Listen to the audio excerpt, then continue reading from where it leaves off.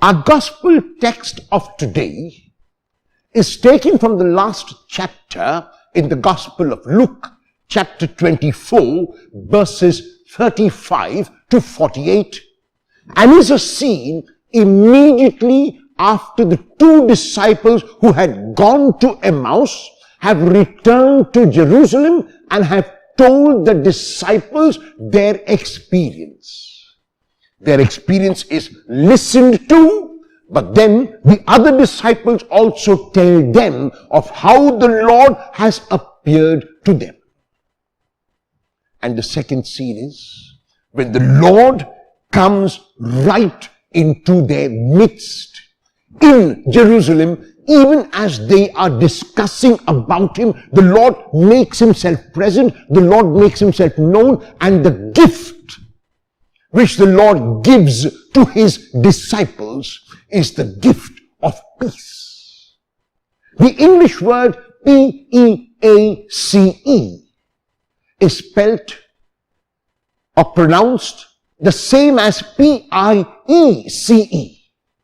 And so therefore, when we pronounce the word peace, we need to ask ourselves what we mean. Do we mean P-E-A-C-E or P-I-E-C-E? Because P-I-E-C-E is the opposite of P-E-A-C-E. P-E-A-C-E stands for wholeness, stands for completeness, and P-I-E-C-E stands for separation.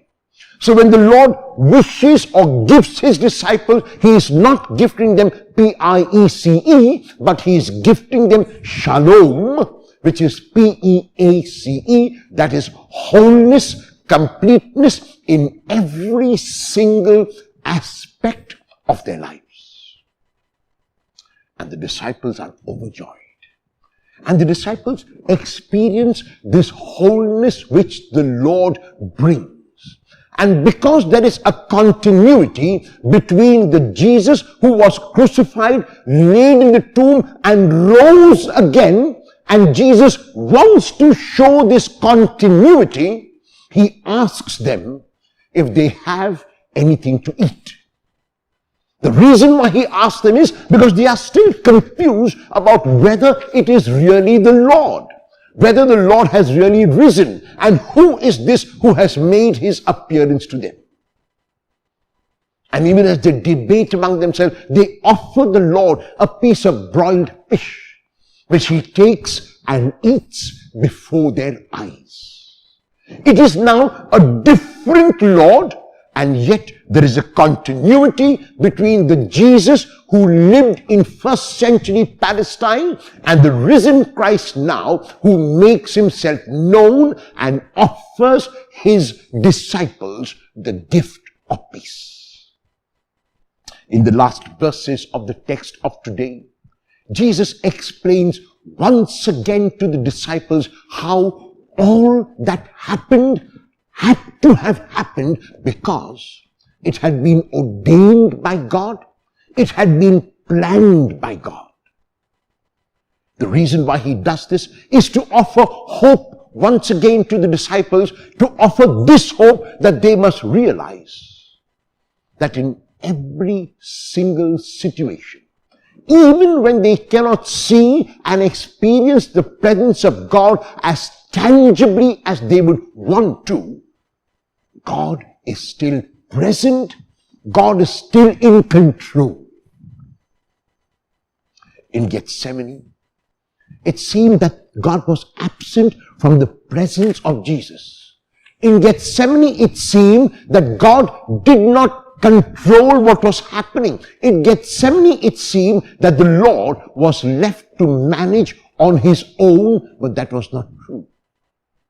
Jesus experienced the presence of his Father through the Father's silence even in Gethsemane, and that is why he could dare to go to the cross. That is why he could ask his Father to forgive his oppressors because they did not know what they were doing. Not only was Jesus able to forgive them, he found an excuse for them that they were ignorant of what they were doing. And so the Lord once again educates his disciples. the Lord once again trains his disciples about this fact in their own lives, namely that God is always present, because in Jesus, God is Emmanuel, God with us. And God is not only present, but God is also a God of the present and the God of the now. And at the end of this text, the Lord tells his disciples, or gives them a commission: you are witnesses to this. In other words, the Lord makes clear to his disciples that people who do not know him will never know him if the disciples do not make him known. The English word witness comes from the Greek marturia, from which we get our English martyr.